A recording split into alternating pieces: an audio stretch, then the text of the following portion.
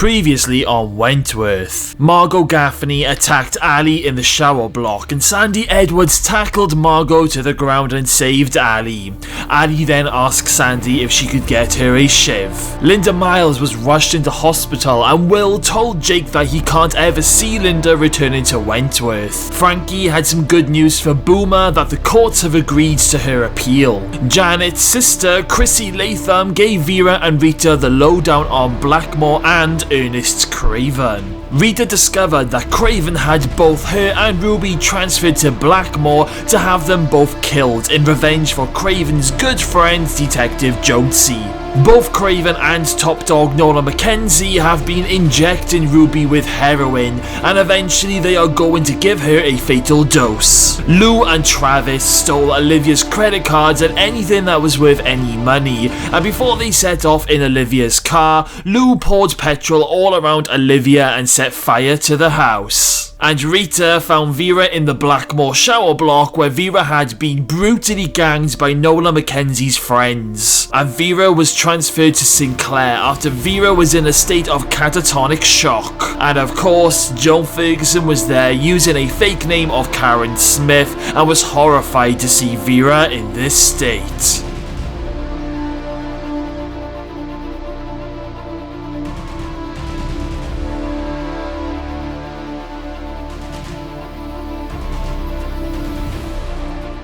A news report comes on saying that the body of Olivia Keane was today discovered by firefighters. When police checked Mrs. Keane's home security cameras, they discovered that the persons responsible for the fire was Louise Kelly, escaped convict who is still on the run who is being accompanied by her brother Travis Kelly. If you see either of these people, do not approach them as they are extremely dangerous. Just call the police immediately. At Blackmore, Rita is in her cell with Chrissy and Mouse. Rita asks them both for some help. Rita says, "I need to save my sister Ruby before the same thing that happened to Vera happens to her. If I take on Nola and Craven, how many women will back me?" Chrissy says, "Definitely more than half, Rita. There's loads of women here who are sick of Nola. It's just everyone is scared of her and Craven. What did you have planned?" Rita says, "We need to move fast. And if we are going to do this, then we need to make sure we do it right." Mouse then says, "What do you want us to do, Rita?" And Rita says, "Round up as many women as you can. Only the ones that you can trust. Then we are going to turn this prison upside down." And Chrissy says, "Yeah, no worries, we'll spread the word right now." And Rita says, "I'm going to need you two to break Ruby out of solitary." And Chrissy says, "How on earth are we going to do that?"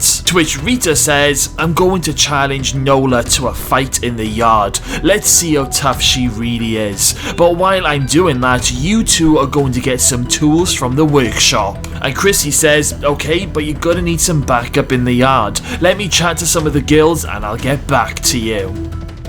In Sinclair, the doctors are checking over a shell-shocked Vera. Joan watches from the distance and then comes in to assist the doctor. "Anything I can help you with?" says Joan. The doctor says, "Just keep an eye on her. We're going to try her on some medication. This is the dose, 4 times a day." The doctor then leaves and Joan nurses Vera. As Joan lifts Vera's head and plumps up her pillows, Joan starts to talk to her, saying, "Oh, Vera, don't worry, I'm here now. Those evil doctors have gone. There you are, all nice and comfy now."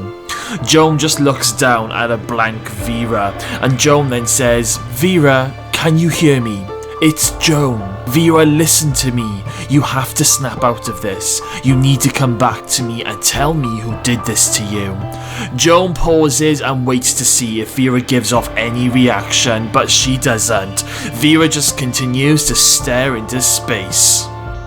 Back over at Wentworth, and Will is comforting an upset Jake. Jake is devastated to hear what's happened to Vera. Jake asks Will, do they know who did this? And Will says, no, there's no information coming out of Blackmore. The wall of silence is down. Jake then says, I need to go and see Vera, and Will says, it's pointless, Jake. I've already phoned Sinclair. They aren't allowing any visitors at the moment. To which Jake says, they can't stop us from seeing her. Will then has a brainwave and says, maybe we can't see her at the moment, but perhaps Bridget can get in there to see her. And Jake says, but I want to see her. And Will says, yes, Jake, I know you do, so do I, but at the moment we can't. So let me phone Bridget and let me see what I can do. At least if she can see her, she might be able to do something for Vera. Lou is driving out of town with her brother in Olivia's car. They hear a news report about Olivia's death, and that a huge police hunt is on the way for both of them. Trav looks at Lou and says, shit Lou, what are we going to do? And Lou says, don't panic little brother, let's just find somewhere where we can check in for a few nights to get our bearings. We are going to need to get rid of this car though. And Trav says, well, where are we going sis? We're in the middle of nowhere at the moment. And Lou says, hush little brother, there's a little countryside motel a few miles from here. We'll dump the car out of sight and then we'll walk up and check in. Boomer is out in the hospital having another scan and she is being escorted by Artie. The nurse is doing a scan on Boomer's stomach and Boomer is looking happy, nervous and a little bit sad because the last time she had a scan, Gavin had a heart attack and died. On the monitor we see 2 healthy babies and we hear 2 healthy heartbeats. The nurse says to Boomer, are you sure you're only 4 months pregnant? And Boomer says, yeah, definitely. I can remember when I last had sex with Gavin and it's coming up to about 4 months now.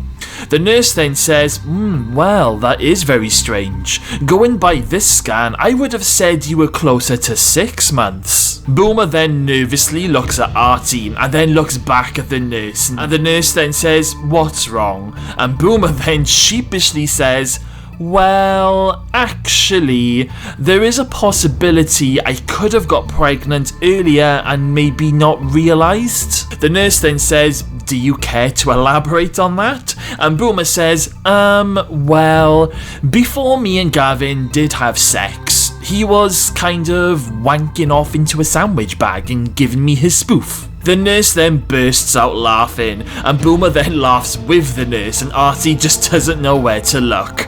The nurse then says, well, that does explain things a little bit better. Look, I'm just gonna go and get the doctor to check you out properly, but I think it's safe to say that Gavin Swimmers got to you a lot earlier than what you thought. Before I go and get the doctor, would you like to know the sex of your babies?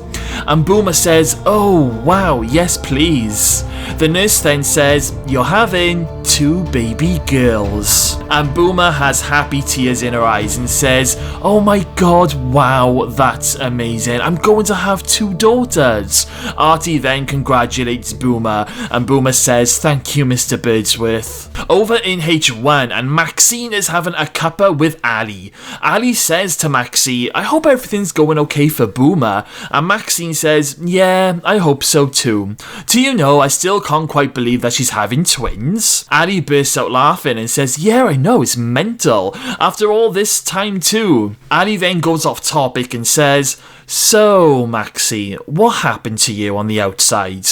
And Maxine says, oh well, I beat the cancer and I finally got released and then I was stupid to think that I could give things another go with Gary. Ali then asks what happened and Maxine says, I was stupid, Ali. I should have never have gone back to him. He thought that he could continue to mentally abuse me, but what he didn't realise is how much of a stronger person that I've become over the years, mainly due to being in prison. I always remember the strength that B gave me. Ali says, yep, B had this amazing aura around her, a huge tower of strength. And Maxine agrees and says, yep, well, Gary didn't like me being this stronger person, and one night he totally lost it, pinned me down and started choking me. I literally thought I was going to die, so I hit him over the head, and now here I am back in prison. I've got nobody to blame but myself, Ali. Margot Gaffney then walks into the unit and says, I hope you're not talking about me, girlies. And Ali says, we wouldn't waste our breath, Margot. Margot then walks up to Ali and grabs her hair and says, oh, you're being a bit lippy now, are you? In case you noticed, Sandy isn't here to protect you right now. Maxine then stands up and pins Margot against the wall by her throat and says, you get your hands off her, Gaffney. Just because Sandy isn't here doesn't mean that you can go around bullying Ali. If I ever see you looking sideways at Ali, then I am going to break every bone in your body, you understand? And Margot cries out, yes, I understand. Maxine then lets Margot go. Sandy is in the visitor's room having a visit from her mother, Jenny. Jenny says to Sandy, I can't believe you're back in prison again. It didn't take you long, did it? Sandy says, yeah, I know, Mum, I'm a huge disappointment. And Jenny says, why didn't you come home when you were released from Blackmore? And Sandy says, well, why do you think? The same reason I left last time. All you ever did is use me, force me to go shoplifting for you when you were low on the booze, for you and your boyfriend. And Jenny says, look, I know I wasn't a great mum back then, but that was over 8 years ago. Things have changed. To which Sandy says, I don't see any difference. I can still smell the stale alcohol on your breath. Jenny then huffs and puffs and says, so, how long of a stretch are you looking at this time? And Sandy says, oh, I don't know. There's a bit of a backlog in the courts, but if I was to take a guess, probably at least another 2 years. Jenny then says, 2 years? 2 fucking years? You're beyond help, you are, my girl. And Sandy tells her mum just to shut up. Mr. Jackson then walks into the visitor's room and goes to Jake, who is currently supervising. Will tells Jake that he's had a chat with Bridget on the phone and she's going to try and get in to see Vera. And Jake says to Will, that's great news, thank you, big man. Hopefully Bridget will be able to get Vera back to her old self. Jenny then notices Mr. Jackson chatting with Jake, and Jenny then asks Sandy, who's that over there? And Sandy says, that's the governor, Mr. Jackson. And Jenny says, the governor? Really? How interesting. Sandy then says, oh look mum, if all you're going to do is come here and perv on the screws, then I'm going. Sandy then jumps up and goes back to the unit. Will sees the commotion and goes over to speak with Jenny and asks if everything's okay. Jenny then looks at Will and says, you don't remember me, do you? And Will says, should I? To which Jenny says, it's Jenny Edwards. We dated way back in high school. And Will is like, oh yeah, wow, that's a blast from the past. Will then says, what was all that then with Sandy? And Jenny says, oh, it's just mothers and daughters for you. If you want my honest opinion, that girl is beyond help. To which Will says, well, I wouldn't say that. And Jenny says, well, what would you know? You've never been there for her. And Will is like, what are you talking about? And Jenny says, I'm sorry to break it to you, Will, but that girl who just went back into the prison, she's your daughter. Will's face then drops and Jenny goes on to say, yes, Will, when you went off to college and broke up with me, I was pregnant with our baby. Will says, I didn't know, why didn't you tell me? And Jenny says, I couldn't, you literally blew me off and disappeared off the face of the earth. There was no way of me contacting you, Will. And Will says, well, you could have tried for fuck's sake. And Jenny says, well, maybe now you can try and make up for lost time, but like I said, that girl is beyond help. She's looking at least another 2 years and I'm done with her now, so you can have her all to yourself. Will's face is a total picture as Jenny storms out of the visitor's room and leaves the prison. Lou and Travis have dumped Olivia's car and have walked the rest of the way to the countryside motel. They get to reception where they pay for a few nights, grab the keys and head over to their room. Lou says to Trav, this will do us for a few days. And Trav says, yeah, but what are we doing after that, Lou? Where are we going?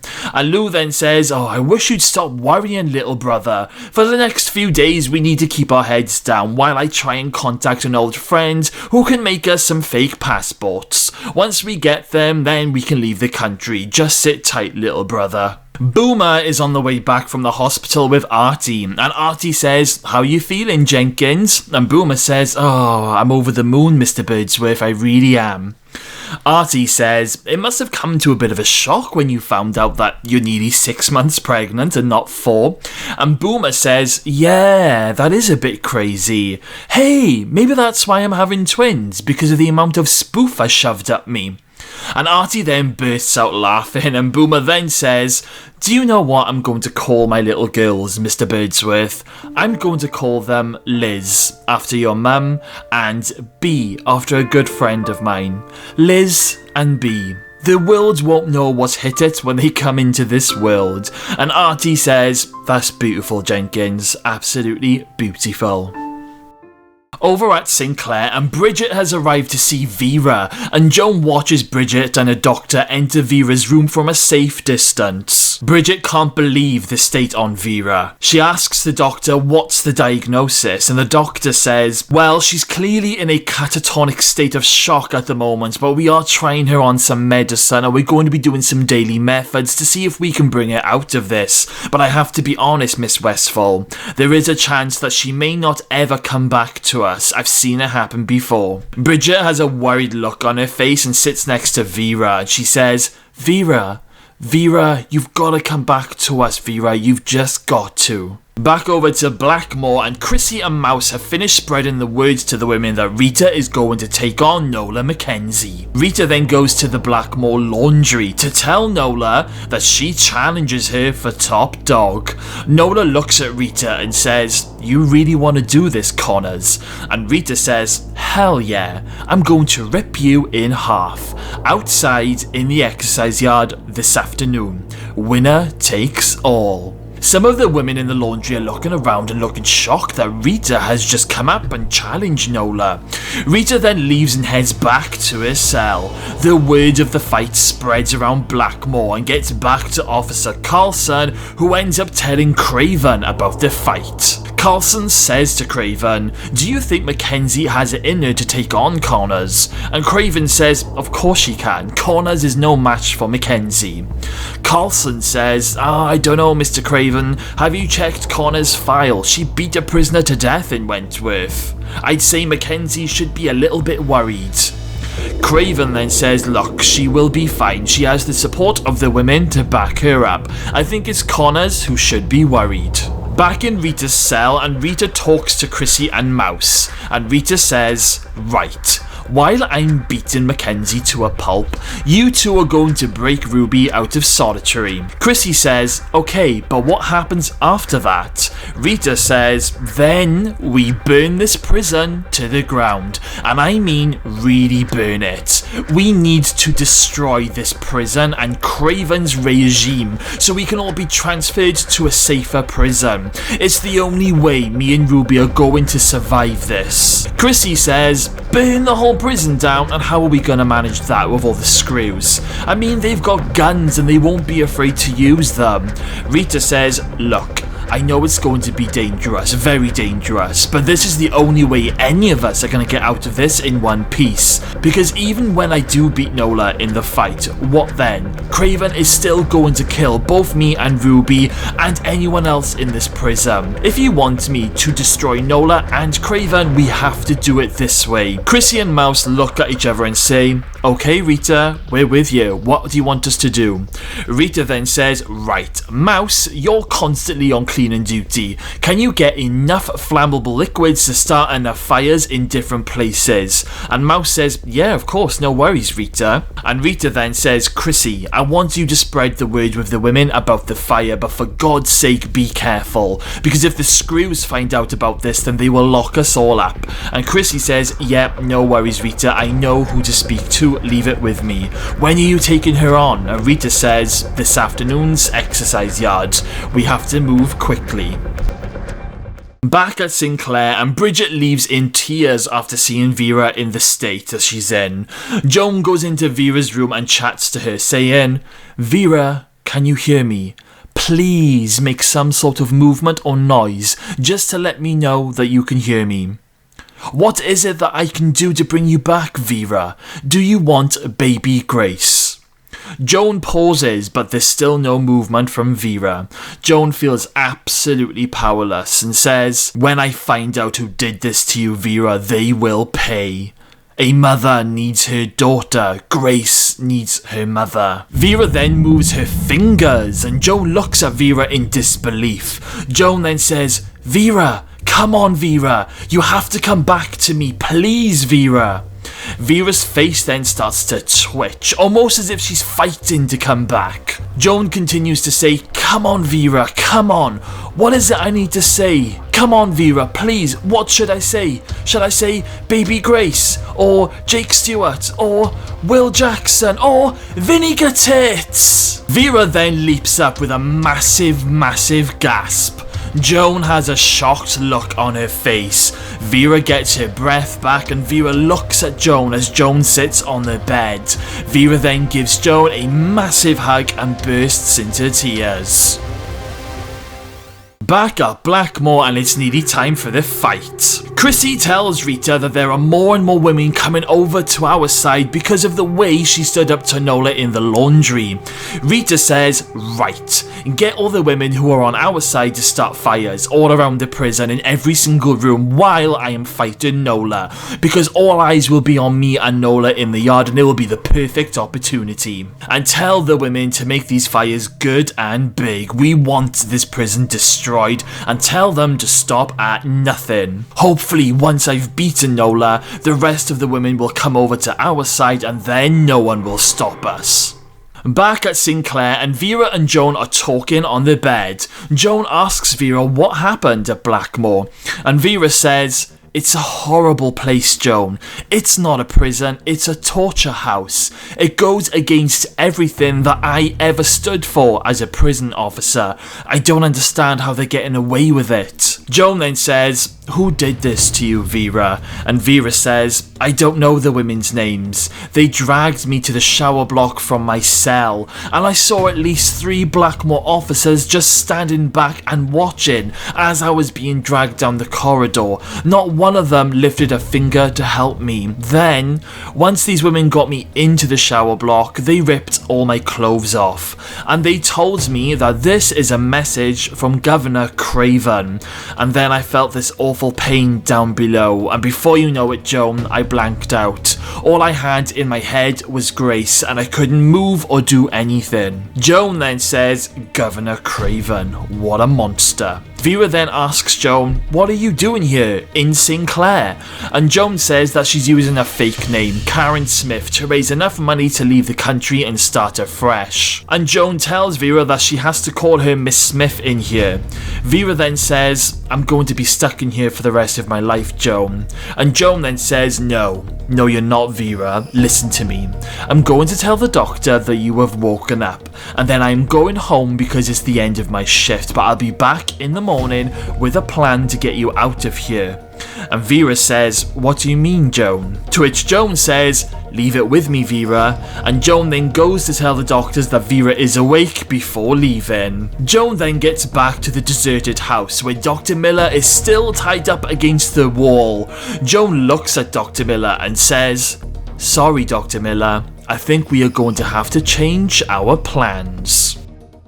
Over at the motel, and Lou has just ordered some pizza. The pizza delivery guy comes to the door and knocks. Lou then opens up the door and gives the guy the money and then closes the door. But the pizza guy has just recognized Lou from the news reports. He grabs his mobile phone and reports it to the police.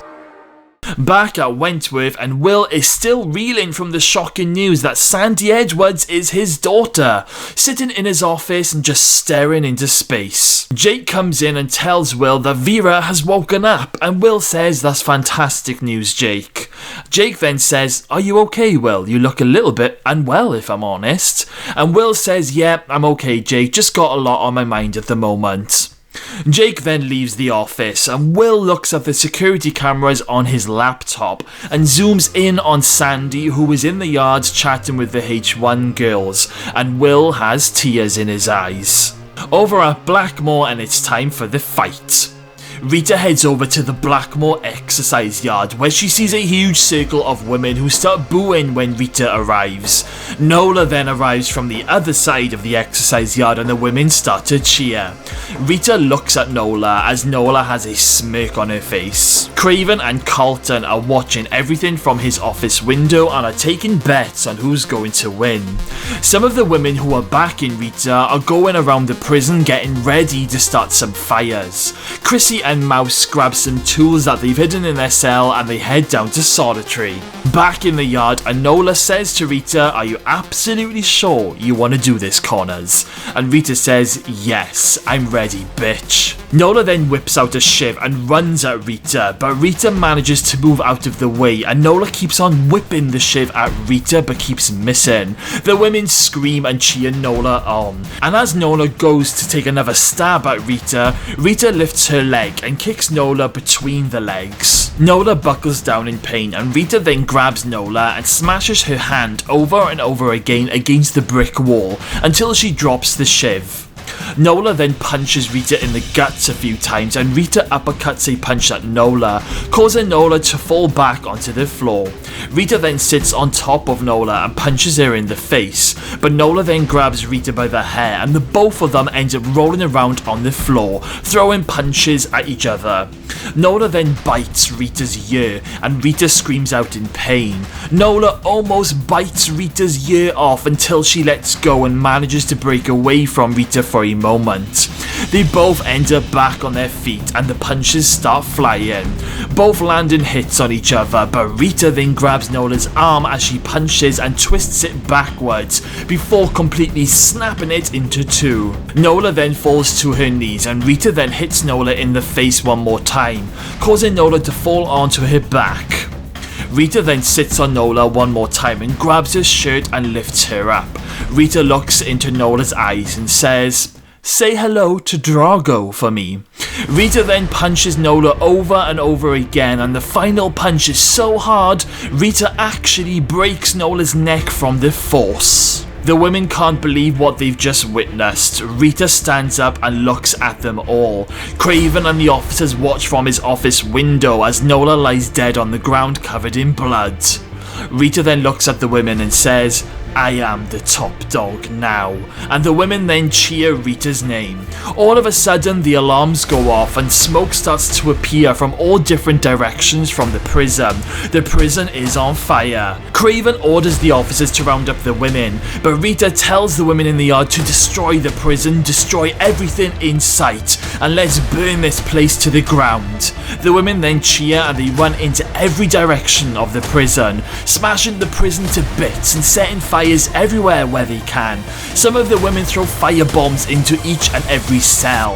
The officers try to control them with little success. Rita runs through the prison as the prison starts to engulf in smoke and flames. All the alarms are going off and some of the women even break into the administration area and throw more fire bombs.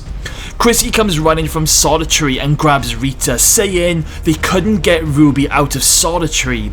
Craven arrived with a few officers and they got Mouse. Rita looks at Chrissy with a panicked look on her face as she runs towards Solitary while the women continue to smash and burn the prison down. Rita gets to the stairs to Solitary and makes her way down underground. Smoke starts to come down the stairs behind her and she sees the main Solitary door open. Rita goes in slowly and she calls out Ruby's name, but Ruby doesn't reply. Rita then calls out her name one more time. Ruby then comes running out from the darkness and into Rita's arms. Smoke starts to surround them and Rita asks Ruby if she's okay. And Ruby says, "Yeah, I'm okay, sis. Craven had me, but I don't know where he's gone." Rita says, "Right, okay, come with me. We gotta get out of here. The whole prison is on fire." All of a sudden there is a gunshot and Ruby falls to the ground at Rita's feet. Ruby has been shot and Rita goes to the ground and grabs her sister and Rita screams out, "No, no Ruby, please, please don't leave me, Ruby." Ruby then looks up at Rita and says, "I love you, sis." And Ruby then passes away in Rita's arms. Rita screams out an almighty no and cradles her sister in tears. Rita then hears some footsteps coming from behind her. She looks up and it's Governor Craven holding the gun. Rita stands up and says, "You sick fucking bastard." And Craven says, Yes I am, Connors. You really underestimated me, didn't you?" Rita says, "So, what are you gonna do now? Shoot me? Then do it, Craven. Fucking do it." Craven then points his gun at Rita and says, "Do you know what, Connors? It's been a pleasure." All of a sudden, the solitary ceilings cave in on top of Craven and Rita before Craven gets a chance to pull the trigger, and a huge explosion rips through Blackmore Prison above them. Rita and Craven lie unconscious under the rubble, and Rita is next to Ruby's lifeless body as the smoke around them gets thicker and thicker.